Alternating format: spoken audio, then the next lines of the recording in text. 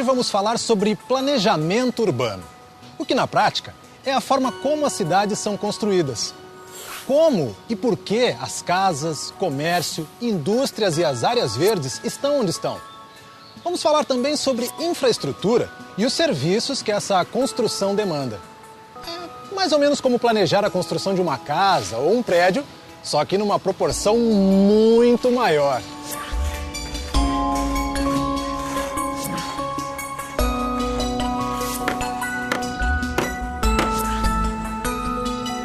Subir na vida. Aqui de cima dessa obra, dá para ter uma noção melhor do espaço urbano que ela vai ocupar. A gente não avista nenhuma grande indústria. São mais prédios, casas e o comércio local, o que indica que nós estamos numa zona residencial. O planejamento urbano, ele tem duas faces. Uma delas é um planejamento que a gente pode chamar de um planejamento técnico e formal.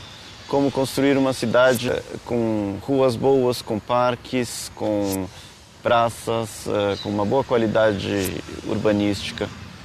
E a segunda parte, que ela é tão importante quanto a primeira, a gente pode chamar de um planejamento social. Como fazer com que o conjunto da sociedade, e não somente aqueles que podem pagar pelas partes boas da cidade, possam usufruir da nossa cidade.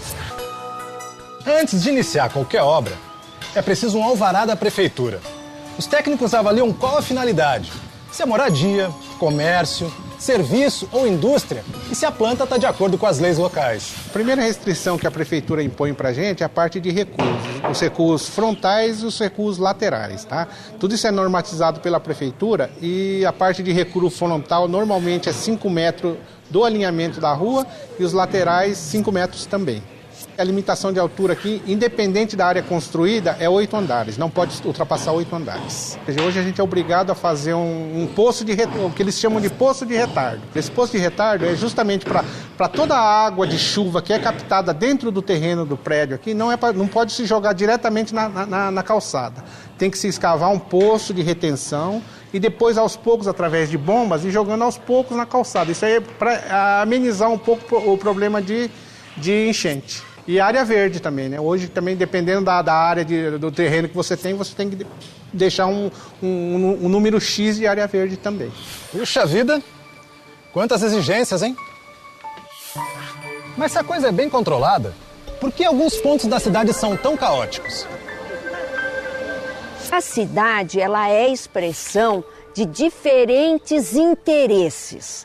Ela é um produto de relações políticas, econômicas, sociais e culturais. Quando a gente vê que nós temos 2 milhões de pessoas sobre a área de proteção dos mananciais em São Paulo, onde há lei proibindo, onde há plano proibindo essas pessoas de se instalarem lá, não é? Nós percebemos que haveria necessidade de planejamento. O plano existe. Essas pessoas, elas estão confrontando a lei, mas elas não estão lá porque elas querem. Elas não estão lá porque elas são inimigas do meio ambiente, da cidade, que precisa daquela água que elas estão poluindo. Elas estão lá porque elas não conseguem se inserir na cidade. E elas não conseguem se inserir na cidade por quê?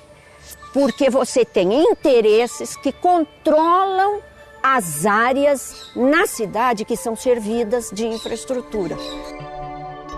Essas contradições do crescimento desenfreado têm reflexo na paisagem da cidade e também na qualidade de vida das pessoas. A enchente aqui, quando chove, todo mundo tem que arrumar um barquinho, né? Sem barco você não pode fazer nada. Sobre a saúde, então, nem se fala. No hospital, quando nós vai, se não arrumar mal o barraco, para ser atendido, não é atendido, né? Não tem vaga, então acho que precisa de mais escola. Planejamento urbano tem que ser constante. Não importa se são cidades que nascem com plano urbanístico ou que se formam de maneira espontânea. Os desafios crescem com a mesma proporção que crescem a população e a cidade como um todo.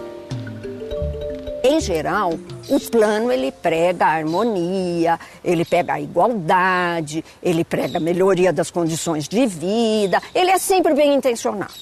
Então, se ele for aplicado, ele pode resolver muitos problemas. Mas para ele ser aplicado, você tem que quebrar. Para fazer omelete, você precisa quebrar ovos, não é isso? Então você tem que quebrar a estrutura de poder que hoje domina o crescimento das cidades. Você tem que estabelecer uma democracia participativa que seja pedagógica, quer dizer, as pessoas precisam aprender quem controla a cidade e o seu bairro. É papel do Estado fazer em que todas as suas ações se deem a partir de debates e de formas transparentes de decisões públicas, sejam elas através de representantes, como os vereadores, na Câmara dos Vereadores fazendo leis e decidindo, por exemplo, o que vai ser o plano diretor de uma cidade, seja através de conferências, né, momentos onde há participação direta da população e ela vota exatamente num item ali da lei com o qual ela vai se identificar, inclusive, né? Então, isso dá reflexos em termos de cidadania urbana. Ou seja, a população vai lá e olha e fala assim, esse hospital aqui que apareceu na lei, que vai ser construído no meu bairro, eu que pedi através de um processo de participação direto e representativo. Isso é muito importante. A gente entende melhor o planejamento urbano quando avalia a nossa própria realidade, questionando, por exemplo, sobre o nosso bairro. Ele fica numa zona residencial? Em área de risco? A rua tem coleta de esgoto e lixo? Tem rede de energia e água? Quais são os equipamentos urbanos que existem lá? Tem escola, hospital, posto de saúde, correio? A partir destas constatações é que a gente percebe como é fundamental o planejamento urbano. E mais, podemos planejar, pedir, exigir o que falta. Porque as cidades são nossas, são das pessoas.